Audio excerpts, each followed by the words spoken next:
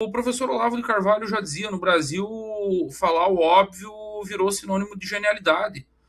Você perceber coisas básicas, você apelar para o senso comum na análise política, por exemplo, virou maluquice. As pessoas não querem acreditar na existência do senso comum. Daí, aliás, a propósito, a popularidade de teoria da conspiração. As pessoas no Brasil estão com uma facilidade muito maior em acreditar que existe um plano mirabolante, que existe uma seita secreta, uma cabala ultra secreta operando grandes negociatas, grandes acordos, acreditar no pastor Sandro Rocha e o Lula sendo substituído por clones, do que ler a realidade como ela é, um governo ruim, com baixa popularidade, com baixa aprovação, sem ter o que mostrar na campanha e que, portanto, o cara não vai ser candidato. Então já vamos começar. Bisoto. Eu ia até colocar então, já que você deu esse spoiler. Coloca. Deixa eu Desde que colocar seja com aqui. jeitinho, né? Também não coloque assim com Meu brutalidade. Deus, calma lá também, meu Deus do céu. Vamos colocar aqui a notícia que a gente ia comentar. Cadê? Eu não... Muito profissional da minha parte, eu não separei. Mas Lula reconhece que pode não ser candidato finalmente. Parou com essa putaria. E é algo que você tinha falado. Algo para comentar a respeito? Cara, tá acontecendo óbvio. Eu tô te mandando aí a notícia pelo Zap, já que você é devagar.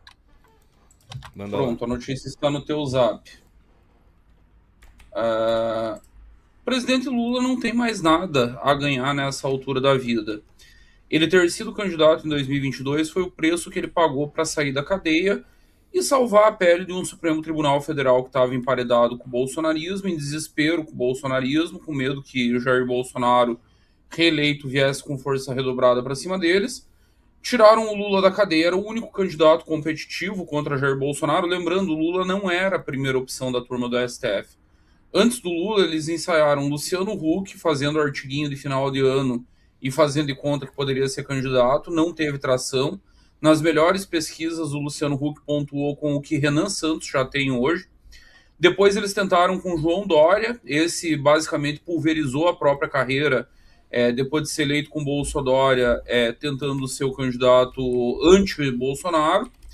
E aí, em desespero, como última alternativa para derrotar o Jair Bolsonaro em 2022, o sistema apelou para Lula. Qual que é a situação no momento? E não é de momento, é uma situação que vem desde antes das sanções, que não mudou estruturalmente com as sanções, a despeito que as manchetes disseram na época, e eu dizia que estava todo mundo maluco, que estava todo mundo surtando.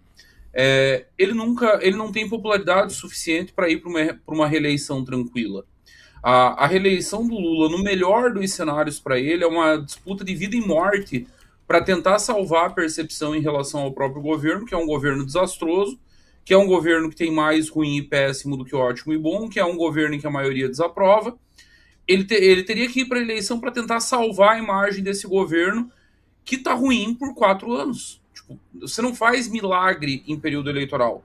Até tem um fenômeno recente que é o próprio Bolsonaro, que chega na eleição muito mal e que aí tem uma recuperação acelerada. Mas a recuperação do Bolsonaro ela não começa na eleição. Ela começou meses antes, quando a economia, que tinha ficado paralisada durante a pandemia, começa a se reaquecer.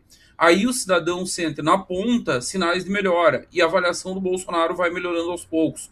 Ele chega na eleição, ele tem um discurso para fazer. Qual é esse discurso?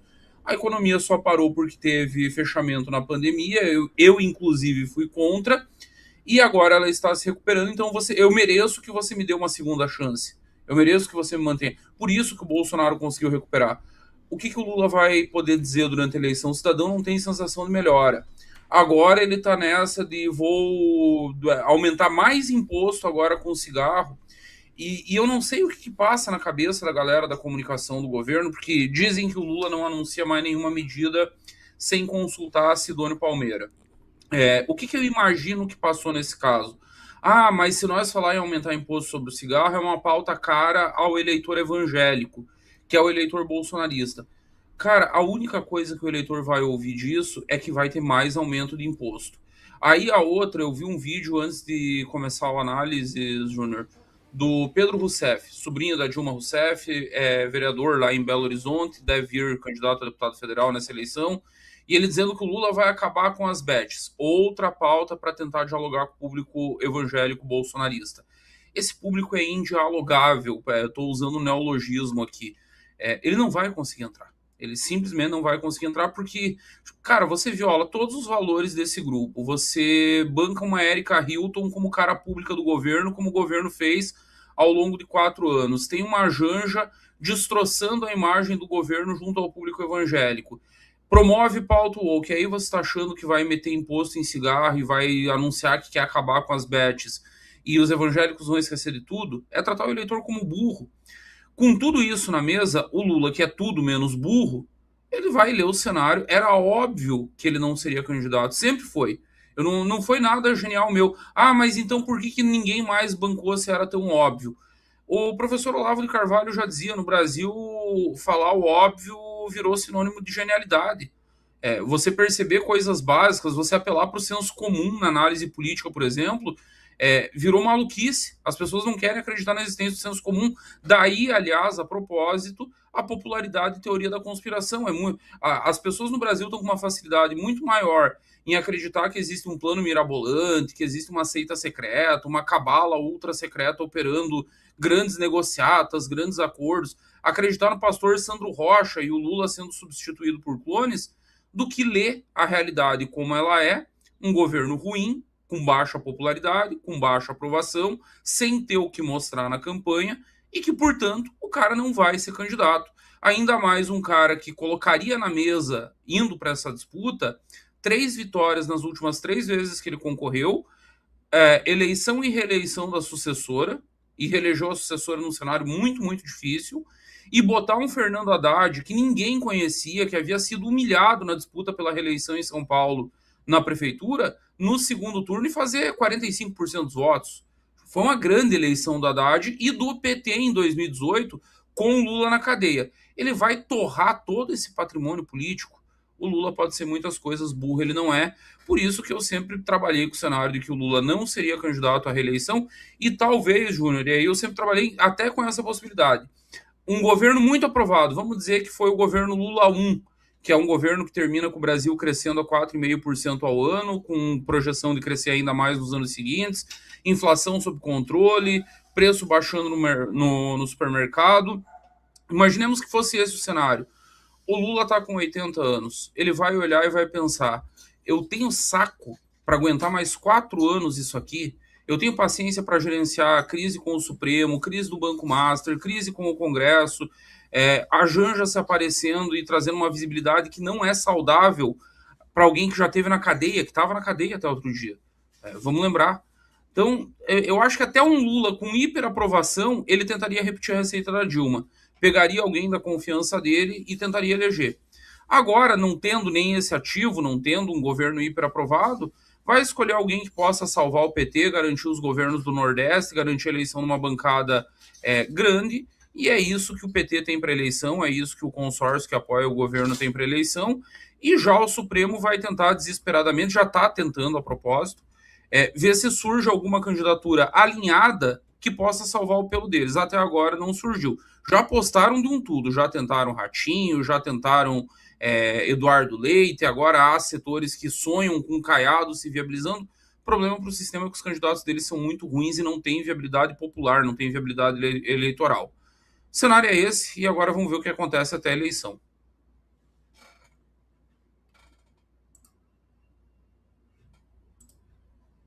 Eu não te ouço, Júnior. Mesmo problema que você, às vezes. Esqueci de ligar o microfone. Aqui, então, tem a citação do Lula, né? Ele deu uma entrevista pro ICL, o Instituto Chupa Lula, e ele falou o seguinte: eu não decidi se serei candidato ainda, ou seja, acho que ele não vai ser candidato. Vai ter uma convenção em julho e eu, para decidir ser candidato, vou ter que apresentar um programa. Vou ter que apresentar uma coisa nova para esse país. Lula, ter 3 mandatos, no final do terceiro, indo... Ele vai pensar num programa agora para apresentar.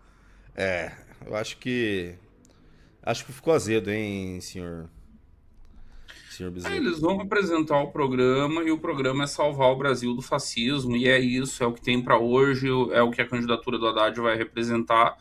tentando pegar setores dessa neo-esquerda, pseudo-intelectual, limpinha, fofinha de São Paulo, com Faria Lima, e tenta salvar o que dá, tenta garantir pelo menos. Cara, eu tinha um piso, chegou a ser um piso do Lula na casa dos 40%. Sem Lula, esse piso do PT, para qualquer candidato petista, era 30%. De 6 meses para cá, o piso do Lula virou algo na casa dos 35%, a depender do cenário. E o piso do Haddad é menor ainda, tá dado lá pela pesquisa Datafolha, é 25%. Situação desesperadora, eles têm que... na verdade, eu acho que o Lula tá refém do sucesso da estratégia de 2018, porque sim, foi um sucesso mesmo perdendo a eleição, de levar até a 1/10 hora essa candidatura, de dizer que era candidato, até mesmo registrar e depois ter a candidatura rejeitada pelo TSE. Esperou até o último dia da troca para fazer a troca, enfim. Ele ficou meio que refém dessa estratégia, tentou repetir ela, tá tentando, só que aí o que acontece? As pesquisas mostrando derretimento, queda na aprovação, Flávio Bolsonaro grudando na liderança, é questão de tempo, de muito pouco tempo para o Flávio assumir a liderança, mesmo contra Lula e já em primeiro turno, talvez ali na casa dos 45%, e assim, ó, o Flávio não assumiu contra uma previsão minha, que era para ele ter assumido a coisa de uma semana atrás, em todos os institutos, aí não é escolha de pesquisa, é em todos. Talvez ele não tenha assumido porque talvez o Flávio tenha batido no teto. Só que mesmo o Flávio no teto, em segundo turno vira guerra de rejeições. E a rejeição maior, a anulação, uma rejeição anulando outra, a maior tende a ser a de memória mais recente. Tipo, se houve cagada no governo Bolsonaro e houve, não foram poucas, já passou 4 anos. Jair tá na cadeia, os bolsonaristas foram presos, alguns influencers exilados. As pessoas esqueceram, passou. A cagada do Lula tá aí, a pessoa sente todo dia que ela vai pro supermercado. Então, é outra coisa que o Lula sabe. Num eventual segundo turno que favoreceu ele em 2022, essa anulação de rejeições, tipo, as pessoas rejeitavam mais o Bolsonaro do que ele. Você olha, segundo o velho canon do marketing político, os dois candidatos eram inviáveis. Mas vão os dois pro segundo turno. Aí vira uma disputa de rejeição. Em 22 favoreceu ao Lula a memória mais recente. As pessoas estavam com as presepadas do Bolsonaro na cabeça, estavam com o discurso anti-vax, estavam com o Bolsonaro andando atrás de EMA com cloroquina na mão, com a briga com os governadores e com prefeitos, com a STF, aquele cenário todo. Então, a rejeição do Lula acabou sendo menor naquele cenário. E foi o que garantiu que ele vencesse, ainda que por um pentelinho. Um fiozinho de cabelo salvou o Lula naquela eleição. Ele pode agradecer a deputada Carla Zambelli, que a 48 horas do segundo turno saiu correndo que nem uma retardada atrás de um eleitor armada no centro de São Paulo, que o eleitor fez o que todo eleitor faz com todo político. Renan já deve ter escutado pouco para esse Brasil afora. Não foi só aquela cena patética lá do Rio. Isso é normal. Eleitor xinga políticos, eleitor desabafa quando encontra políticos. E a louca surtou e saiu armada correndo atrás de um eleitor, e aquilo ali meio que é a diferença do Lula, cara. É a diferença que o Lula ganha a eleição em São Paulo, não é no Nordeste, até porque Bolsonaro teve um desempenho maior em 2022 no Nordeste em relação ao que teve em 2018. Onde que ele piora? São Paulo, maior colégio eleitoral do país, e piora muito, e o Lula vem com um desempenho muito melhor do que o Haddad teve em 2018 em São Paulo. Dessa vez tudo joga contra, e para eles vai restar tentar manter o próprio campo político, usar a máquina do governo. Sinceramente, não sei mais muito o que resta, Júnior. Eu tenho relatos de dentro do governo, né, essa dança das cadeiras, aí que saiu todo mundo que vai ser candidato. Cara, tem órgãos que já estão sendo basicamente saqueados pela galera nova que entrou. Que é uma sensação, e Brasília tem muito esse feeling, tá? Quem tá acostumado com o governo sente quando a merda tá vindo. É a sensação de vamos tirar tudo que der agora e vamos fazer o catarrapa, porque em dezembro nós vamos embora. Se tá esse clima, esquece. Periga derreter a campanha, e acho que um dos cenários menos prováveis com os quais eu trabalhava há 6 meses atrás está se tornando o cenário mais provável para a eleição. Nós tirarmos o Haddad do segundo turno, nós disputarmos o segundo turno contra Flávio Bolsonaro. E aí sim, pela primeira vez, desde que tem eleição presidencial e tem segundo turno, nós vamos poder dizer que é outra eleição. Porque o grande mote da eleição terá sido eliminado no primeiro turno, que é não podemos deixar o PT voltar. Acabou esse discurso para os bolsonaristas se nós disputarmos esse segundo turno com Flávio Bolsonaro.